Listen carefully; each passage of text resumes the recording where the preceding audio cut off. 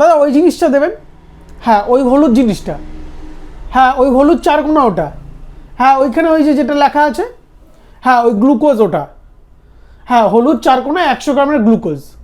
এইভাবে যদি দোকানদারকে বলতে হয় তখন কেমন লাগে? আজকের আমার টপিক হচ্ছে এইটা, যে এইভাবে কিভাবে আপনার দোকানদারকে বলবো, মানে কাস্টমাররা কিভাবে তোমার প্রোডাক্টকে খুঁজে বার করবে। এর আগে দুটো ভিডিও করা হয়েছে এই টপিকে, দুটো ভিডিওর লিঙ্ক আমি এখানে দিয়ে দিলাম আই বটনে, এপাশে কোথাও একটা আসবে, হোয়াটএভার, ক্লিক করে দেখে নেবে। যদি সেই দুটো দেখে না থাকো তাহলে অবশ্যই সেই দুটো দেখবে, দেখার পরে এই ভিডিওতে আসো, নাহলে কিন্তু এই ভিডিওটা বুঝতে একটু প্রবলেম হবে। একটু লাইক করো, একটু শেয়ার করো, একটু কমেন্ট করো, তবেই তো আমি নেক্সট ভিডিও আনার জন্য একটা পাম্পড হবো না, এনকারেজ হবো যে হ্যাঁ তোমাদের অনলাইন আর্নিং এর উপরে আমার আরো ভিডিও আনা উচিত, তোমাদের হেল্প করা উচিত। নাহলে আমি এত রিসার্চ করছি, এত কিছু করছি, তার জন্য আমি যদি কোনো রকম কিছু ফিডব্যাক না পাই তো আমার টোটালটাই মানে মাটি হয়ে যায় ব্যাপারটা। তো যাই হোক, শুরু করা যাক আজকের ভিডিওটা। আজকে আমি কথা বলবো এসইও নিয়ে। এসইও জিনিসটা নিজেই একটা অনেক বড় জিনিস, অনেক বড় টপিক। এটা নিয়ে আমি ঘন্টার পর ঘন্টা কথা বলতে পারি, ঘন্টার পর ঘন্টা জ্ঞান দিতে পারি। বাট তোমরা যেহেতু ফেসবুকে মার্কেটে লিস্টিং, আমার এই কটা ভিডিও ওটা নিয়ে রিলেটেড রয়েছে, আর এটাতে যেটুকু দরকার আমি চেষ্টা করব সেটুকু বলে ভিডিওটাকে র্যাপ আপ করার, এবং এরপরে আমরা অন্য টপিকে নেক্সট ভিডিও আনবো। তো এসইওটা কি জিনিস? এসইওর ফুল ফর্ম হচ্ছে search engine optimisation. Search engine optimisation কি? আমি যেরকম শুরুতে বললাম না, যে দোকানদারকে দাদা ওই হলুদ বক্সের মতো ওটা দেবেন, এত গ্রাম ওজনের, গ্লুকোজ লেখা, ফালানা ঢিমকানা, আমি যাই বলেছি, শেষে কি হচ্ছে যে তোমাকে দোকানদারকে পুরো ডিটেলসটা বলতে হচ্ছে জিনিসটা দেওয়ার, তারপরে কি দোকানদার দিচ্ছে। কিন্তু তুমি যদি দোকানে গিয়ে বলো যে দাদা আমাকে গ্লুকোজটা দেবেন, তখন কিন্তু উনি একটা প্যাকেট নিয়ে আসবে, জিজ্ঞাসা করবে যে কত গ্রামের, অত ভাঙিয়ে ওনাকে বলা লাগবে না। তো এখানে এসইওটা কিভাবে এর সাথে রিলেট হচ্ছে? আমরা যখন কোনো সার্চ ইঞ্জিনে কোনো কিছু সার্চ করি, YouTube itself A search engine, video search engine, and Google also search engine, দুটো একই প্রোডাক্টেরই। তো আমরা যখন কোনো কিছু সার্চ করি ইউটিউবে বা গুগলে বা ফেসবুকেও, সেম একই জিনিস, সবাই সার্চ ইঞ্জিন, মার্কেট প্লেসে কোনো কিছু লিখলে আমরা সেটা সার্চ করছি। তো আমরা কি করি, কিছু টিপিক্যাল কিওয়ার্ড ইউজ করি, যে যেরকম মোবাইলস বা লাইভ প্ল্যান্টস বা গিফট আইটেম, যেটা ইউজ করি সেটা ফেসবুকের সার্চ বারে গিয়ে আমরা লিখে সার্চ করি, তো ফেসবুক দেখায়। কিন্তু ফেসবুক কিভাবে জানছে যে এটা গিফট আইটেম, এটা লাইভ প্ল্যান্ট, এটা ফার্নিচার, এটা বুক, এটা ব্যাগ, এটা মোবাইল? কিভাবে জানছে? ছবি দেখে ফেসবুকের এআই অতটা বুঝতে পারে না, এবং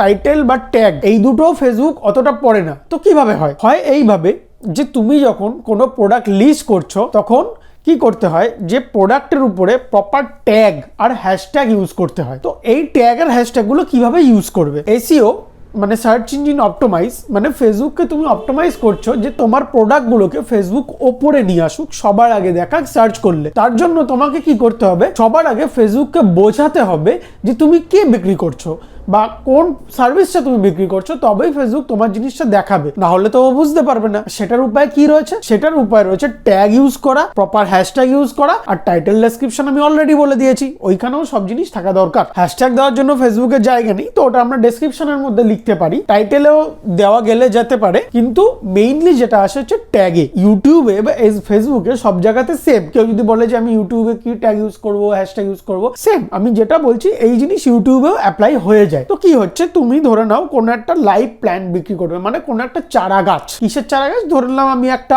গোলাপ ফুলের চারা গাছ বিক্রি করব। তো তখন ওইখানে ডেসক্রিপশনে লিখতে হবে যে রোজ লাইভ প্ল্যান্ট, রোজ ট্রি, হ্যাশট্যাগ দিয়ে, হ্যাশট্যাগ রোজ লাইভ প্ল্যান্ট, হ্যাশট্যাগ রোজ ট্রি, এরকম করে ওই গাছের রিলেটেড কিছু হ্যাশট্যাগ ইউজ করতে হবে প্রপার। যেহেতু লাইভ প্ল্যান্ট সম্পর্কে আমার আইডিয়াটা কম, আমি এরকম মোবাইলের ব্যাপারে বলতে পারি যে Vivo V25, hashtag Vivo V25, hashtag Vivo latest model, hashtag Vivo, hashtag V25, hashtag Vivo colour changing phone, hashtag Vivo AMOLED display. এইগুলো ইউজ করলে কি হবে, যেই এইরকম কোনো কিছু রিলেটেড কিছু দিয়ে সার্চ ইঞ্জিনে লিখবে ফেসবুকের, তখন কিন্তু চান্স বেড়ে যাবে তোমার প্রোডাক্টটা সবার উপরে চলে আসার, সবার আগে চলে আসার। কারণ সেখানে ফেসবুক প্রপার ইনফরমেশন পেয়েছে। ফেসবুক তখন কি করে, সার্চ করে বেড়ায় যে আচ্ছা এই কিওয়ার্ডগুলো ইউজ করেছে, তাহলে এইগুলো কোথায় আছে, কোন প্রোডাক্টে আছে, কারা এই কিওয়ার্ডগুলো ইউজ করছে, তাদেরকে এক জায়গায় করে লিস্ট বানিয়ে দিয়ে দেয়। এইভাবে হচ্ছে এসইও ওয়ার্ক করে। তো হ্যাশট্যাগ তো আমি বলে দিলাম, এইবার আসে হচ্ছে ট্যাগ। তোমার যে প্রোডাক্টটা রয়েছে সেই প্রোডাক্টের প্রপার যে ডিটেলস রয়েছে সেই ডিটেলসের ট্যাগ ইউজ করবে। যেরকম আমি আবার ভিভোরই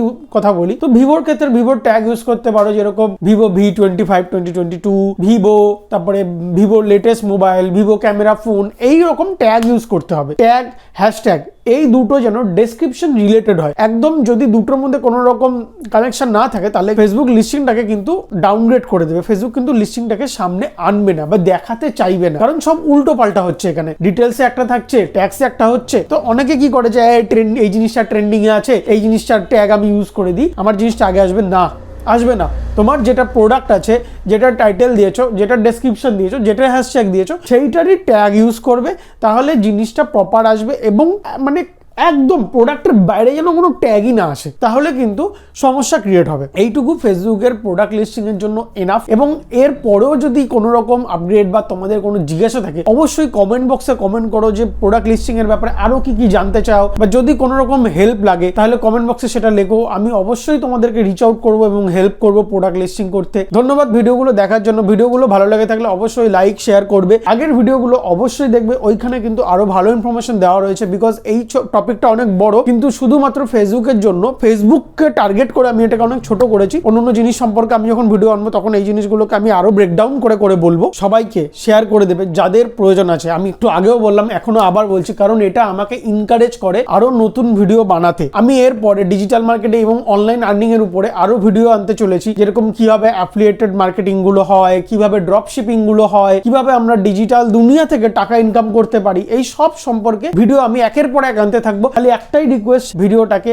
লাইক আর কমেন্ট করতে। আপনাদের জিজ্ঞাসাই আমাকে উৎসাহ করবে। ধন্যবাদ।